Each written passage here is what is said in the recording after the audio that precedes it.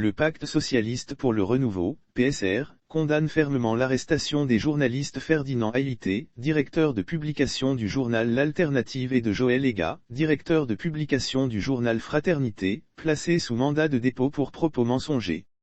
Pour la formation politique du prof agrégé Wolu Komi, cette situation traduit un musellement de la presse dans un contexte de violation croissante des droits fondamentaux dans notre pays. Aussi, dénonce-t-elle, la détention de l'activiste Phovi Katakou car selon ce parti de l'opposition, la banalisation des détentions ternit l'image de notre pays et discrédite les institutions étatiques. En conséquence, le PSR invite le gouvernement togolais à revenir sur le droit chemin. Un appel lancé par le prof Wolu à travers un communiqué dont nous vous proposons lecture. Nous assistons depuis plusieurs mois à un musellement de la presse dans un contexte de violation croissante des droits fondamentaux dans notre pays. Les dernières manifestations de cette tendance sont notamment l'arrestation et l'incarcération de messieurs Ferdinand Haïté et Joël Hégat.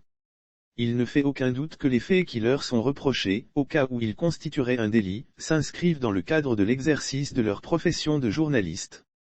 Non seulement la procédure mise en œuvre est irrégulière mais aussi, les délits de presse ne donnent plus lieu à un emprisonnement dans notre pays. La tentative de les soustraire du domaine des délits de presse constitue un artifice liberticide. À ces deux cas s'ajoute celui de M. Phovi Katakou. Ces incarcérations constituent des atteintes à la présomption d'innocence pourtant clairement affirmée à l'article 18 de la Constitution togolaise au terme duquel, tout prévenu ou accusé est présumé innocent jusqu'à ce que sa culpabilité ait été établie à la suite d'un procès qui lui offre les garanties indispensables à sa défense. Au Togo, l'incarcération est devenue la règle et la liberté, l'exception.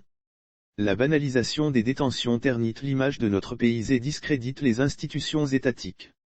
Il ne fait aucun doute que, malheureusement, les droits de l'homme reculent dangereusement dans notre pays. La conduite du gouvernement frise l'intimidation et le désir de mettre fin à toute contestation ou critique. Les frustrations répétées ne peuvent que nourrir les sentiments de haine préjudiciables à la paix sociale.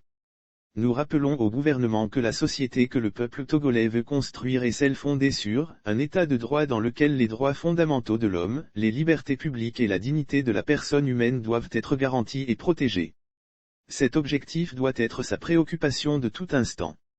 C'est la recherche par le gouvernement de cet idéal qui fonde la légitimité de ses actions de même que le respect que les citoyens lui doivent. Le gouvernement n'est pas au-dessus de la loi. Nous condamnons fermement ces arrestations et exhortons le gouvernement à revenir sur le droit chemin. Nous rappelons aussi aux autorités judiciaires leur responsabilité première dans la réalisation d'un état de droit dans lequel l'État lui-même sera soumis au droit. C'est de leur capacité à dire le droit en toute liberté, à se soumettre elle-même à la loi et à soumettre le gouvernement à la loi que dépendra la cohésion sociale. C'est le sens des prérogatives qui leur sont reconnues par les lois. Il est temps que chacun prenne ses responsabilités.